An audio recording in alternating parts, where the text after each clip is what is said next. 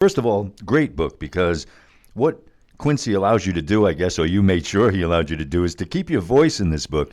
And you sound, when you're reading this, you feel that you're talking to the player. You don't feel like you're talking to the player through a writer.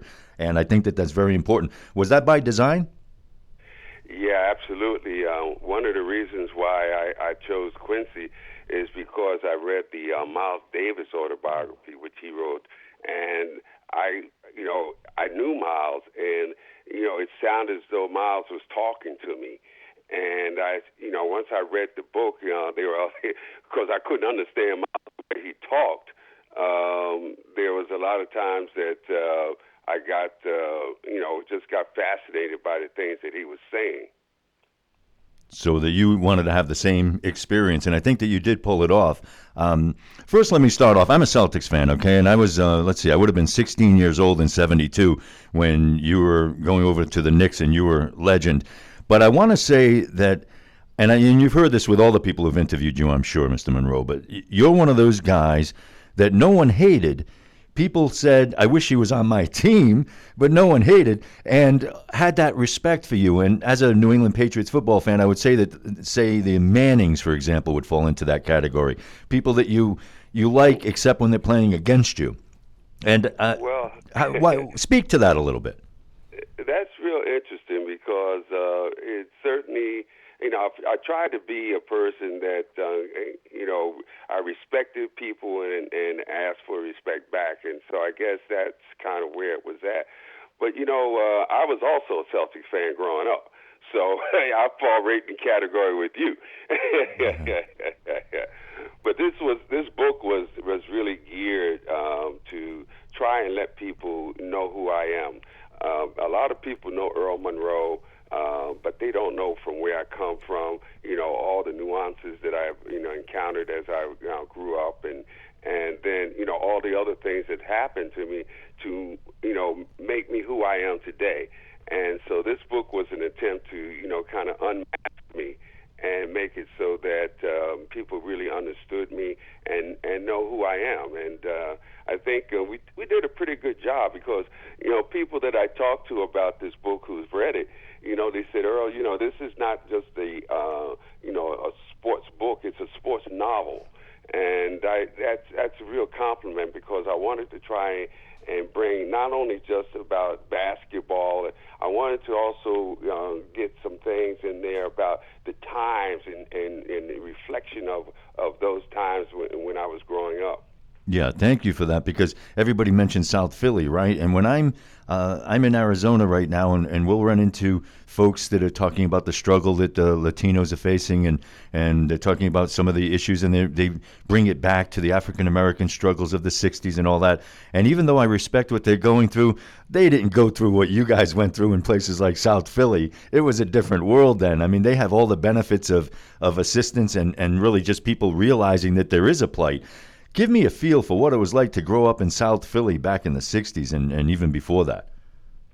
Well, South Philly, was very, it was pockets. You had your blacks here, you had your Italians here, you had your Irish here, and you had, then interspersed with all that, you had some Puerto Ricans and maybe some Asians.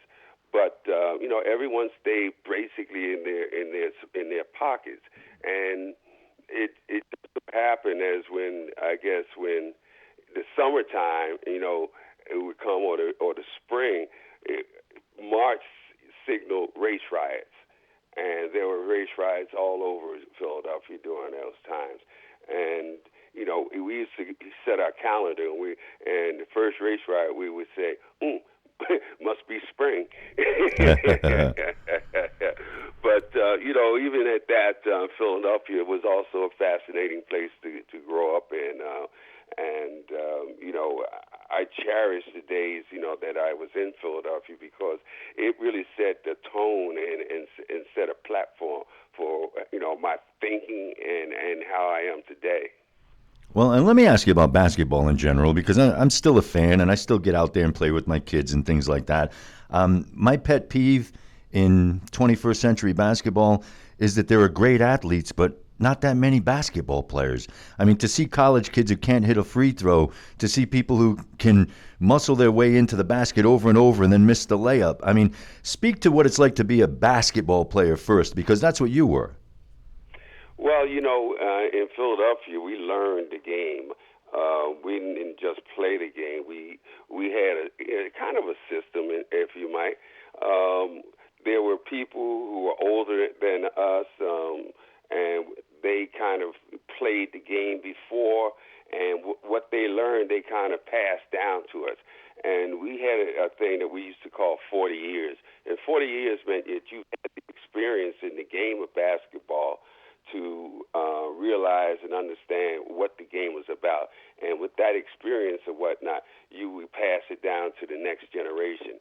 So if we're playing against some older guys, as we call them, old heads, and after the game, they will come and sit down with you and tell you what you could have done, or what you did that was good, and things like that. So it was a process of really learning how to play the game from a mental aspect, as far as playing, and then learning from a physical aspect.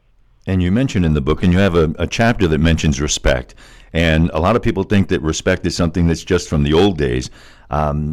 What was different about the league then when you were in it compared to now? And is respect still a factor like it was? And why did it mean so much to you? Well, I think as you play, and I played in the playground. Respect was very important, because you're every time you played, somebody tried to beat you, and so it was that kind of reputation that you gained by playing in the playgrounds that was very respectful. The instance of being a playground legend was one of the highest things that you could attain, because being a playground legend wasn't like today when you can almost manufacture your legends. Being a playground legend means that people talk about you, and the word of mouth went all around to everyone. That all of a sudden now, everywhere you went, you were going to be confronted with people who try to take your reputation from you. But respect, as far as the game itself is concerned, it's about knowing the guys who played the game before you, who they were and what they were about.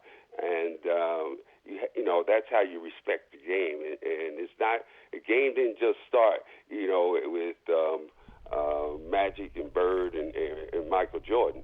The game started way back when. And you had those guys that played in the 40s. You had guys that played in the 50s and 60s and whatnot, that really set the tone and made the basis of what we do today as far as basketball is concerned. Yeah, and you address that. The book is Earl the Pearl, and in there you give props, or whatever stereotypical phrase you want me to use there, to some of the players that you played with and some of the players before and after you.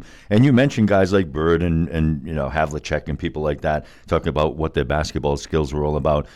Did you make a concerted effort, Earl, to give some praise to some of the other folks in your book?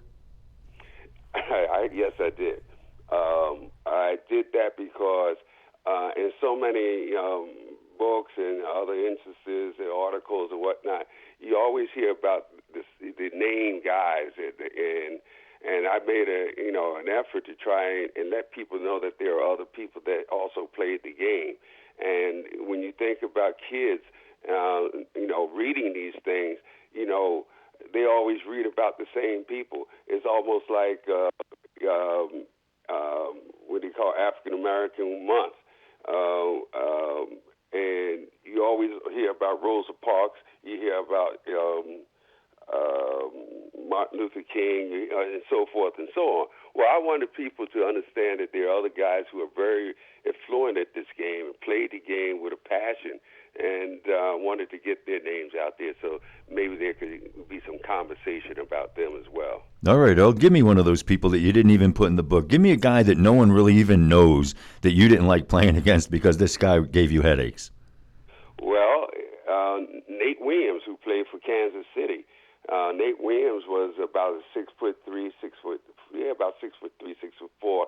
Yeah, he might have played football, but Nate was a very reliable basketball player and a very strong guy. And I hated to go up against him because I know it's going to be a very physical battle. And but Nate was one of those guys who was a winning type of player. He played on the teams with Tiny Archibald and whatnot, and just a tough guy. I hated to see him come. If he had me, I tried to make a switch somewhere along the line. Go off a pick and let somebody else get me. And if they had the traveling rules in your day, Earl, that they have now, which is like 4 steps, how many points would you be scoring a game going to the basket with the lax traveling rules? I tell you, it'd be unbelievable. I tell you, because especially with this hop thing that they do, getting through, tuck the ball up underneath, you take the hop step and then take the step. That's unbelievable. That's like football. But the game itself is now geared for guys to more or less have more scoring opportunities, and it's unfortunate, but guys just can't score the way that they used to. Yeah, very true. All right, look, I want to ask you a question about you as a person. What brought a tear to your eye, whether it was back in the day or today, that you see that makes you tear up? I mean, the birth of a child, or the national anthem, or a championship banner being raised to the rafters. I mean, what gets Earl the Pearl to go soft? Well, I'm soft because I just got a little grandson, and he lives with me, and he's about 16 months old, and he makes me soft. I mean, he everything about him and all the things that I do is basically for him. And I see so much, as you raise kids, we raised our kids, 30 years ago now. So now this is an altogether different prospect of seeing this new life come into play and what you can do to influence that life. And so this is like the light of my life, and I really enjoy it.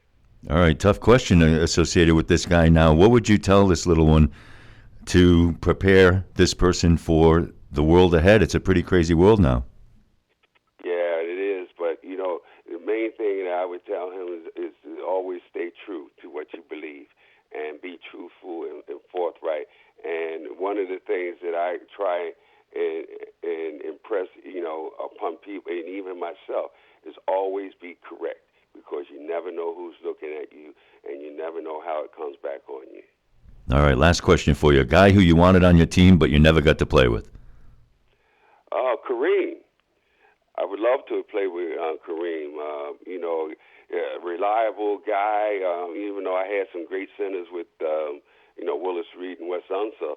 But Kareem was a guy who changed the game, and I would love to have played with him. We would have had 2 guys who changed the games on the team.